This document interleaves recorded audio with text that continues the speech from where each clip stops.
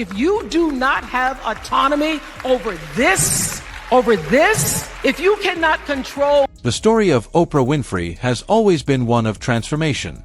From a poverty-stricken childhood in Mississippi to becoming one of the most powerful media figures on earth, her rise is the kind of story Hollywood dreams are made of, and in many ways, Oprah herself became the dream factory. For decades, she reigned not just as a daytime talk show host, but as a cultural juggernaut.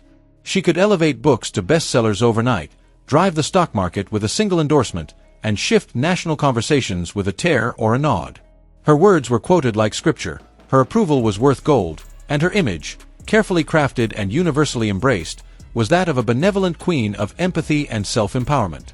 But every empire, no matter how beloved, eventually shows signs of wear. In recent years, two unlikely voices emerged from opposite ends of the ideological spectrum: Joe Rogan and Tucker Carlson. Their styles couldn't be more different. Joe, the UFC commentator turned podcasting king, built his empire through conversation, curiosity, and the occasional elk meat anecdote. Tucker, the bow-tie turned populist firebrand, carved out his influence by lighting rhetorical fires under the establishment. They didn't coordinate. They didn't collaborate. But somehow, they both found themselves looking in the same direction, at Oprah, and asking a question the media had long avoided: is this the woman we thought she was? It began subtly. No exposé. No massive takedown. Just Joe Rogan raising his eyebrows and saying what millions had silently wondered. When and how you choose to bring your children into this world and how they are raised and supported. He remembered that chilling moment on the Oprah Winfrey Show when Oprah invited Charla Nash, a woman who had survived a devastating chimpanzee attack, to remove the veil from her face on national television. The moment was grotesque. Spectacle disguised as compassion. Joe didn't scream about it. He just shook his head, incredulous, and asked, "What are we doing?" It was a small moment, but it lit the fuse. To Rogan, Oprah's empire wasn't built solely on kindness and authenticity. It was built on a kind of spiritual consumerism, where self-improvement came wrapped in product endorsements and lifestyle branding. Every emotional moment seemed pre-packaged. Every tear seemed to come with a shopping list. Her version of healing and truth often led viewers not to revelation, but to her book club, her diet plan, or her own spiritual advisors turned celebrities. It wasn't a scam, it was something more insidious. It was the commodification of vulnerability. And Oprah was the master of the trade. Joe poked at the obvious contradictions with a smirk, never raising his voice. To be held accountable. I forgive her, but I mean, cut the shit. The Secret is a particularly egregious. Here was a billionaire wellness icon who preached simplicity from her 65-acre estate in Montecito. A woman who spoke of authenticity but ran a media machine so tightly controlled, it could rival a political campaign. She invited gurus who spouted pseudoscience, diets that didn't work, spiritual practices that veered into the ridiculous, all delivered in warm tones and designer clothes. And people bought it. Literally. He brought up The Secret, that infamous self-help book that Oprah promoted as gospel. Millions clung to the idea that visualizing wealth or happiness could manifest it into existence. Rogan, always one to entertain strange ideas, drew the line there. "You think you can manifest your dreams just by imagining them?" he asked, exasperated. "That's not how the world works." His criticism wasn't just of the book, it was of the entire mindset Oprah had helped mainstream. A mindset that turned magical thinking into a billion-dollar industry. And through all this, Oprah never flinched. Never responded. Never sat across from a host and defended herself. Silence, it seemed, was her preferred strategy. A strategic one. She also brought us Dr. Oz and The Secret. We have to remember what this lady has done. But it only fed the fire. Because then came Tucker Carlson. Where Joe dissected the absurdities with humor, Tucker came with the full force of outrage.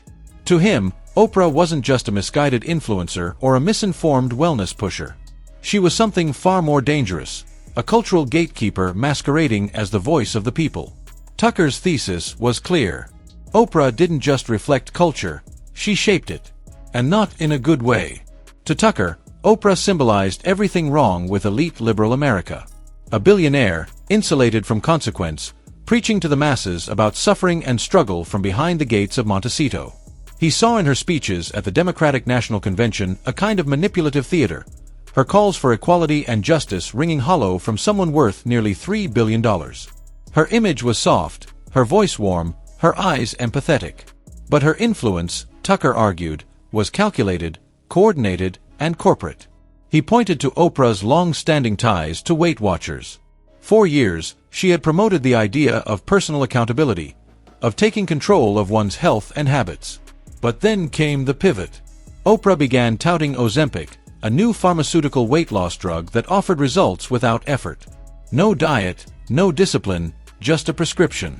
And Weight Watchers, they followed suit. A brand built on empowerment now selling a shortcut. Tucker wasn't just criticizing the business shift. He was calling it a betrayal. A betrayal of every woman who believed the message. A betrayal of every person who thought the struggle meant something. But the hits didn't stop there. Tucker dug deeper into Oprah's carefully cultivated brand. Her silence on certain issues. Her sudden activism when it aligned with public sentiment.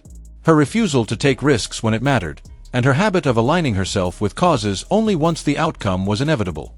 He saw a pattern. Oprah only took a stand once the crowd had already stood up. She led from behind. And he wasn't alone. Millions of viewers, from both Joe and Tucker's audiences, began to notice the same things. Oprah's message of empowerment now felt like marketing. Her legacy of authenticity now looked like a branding campaign. Offense. What, you don't believe? You don't? The woman who once inspired generations now looked suspiciously like a corporate mascot. And that's the part that stung the most. It wasn't the hypocrisy. It wasn't the wealth. It was the betrayal of trust. Oprah wasn't supposed to be just another billionaire. She was supposed to be better. She was supposed to be real. And now she was hawking spirituality alongside scented candles and trauma docuseries bundled into branded experiences. Joe and Tucker didn't need to team up. They didn't need to agree on anything else. Their styles clashed, their audiences rarely overlapped, and yet their conclusions were almost identical. Oprah, for all her fame, had become a symbol of something toxic. Not evil, not criminal, but deeply, disturbingly hollow. She sold people the idea of finding your truth, all while building an empire out of telling them hers, for a price. And the scariest part? She's still doing it. Quietly. Strategically. Grotesque and crazy thing to say that clearly it's coming from somewhere. Yeah. From the shadows of her billion-dollar platform. No public reckoning. No sit-down interviews. Just silence and the hope that people forget. But people aren't forgetting. Clips of Rogan questioning her wellness empire are circulating. Tucker's monologues calling her out as a manipulator of soft power are going viral. Not because they're new. Not because they're shocking. But because they're overdue. This isn't cancellation. This is awakening. People are starting to realize that the woman who made them feel seen and heard may have been profiting off their pain the entire time. That the lifestyle she promoted may never have been attainable.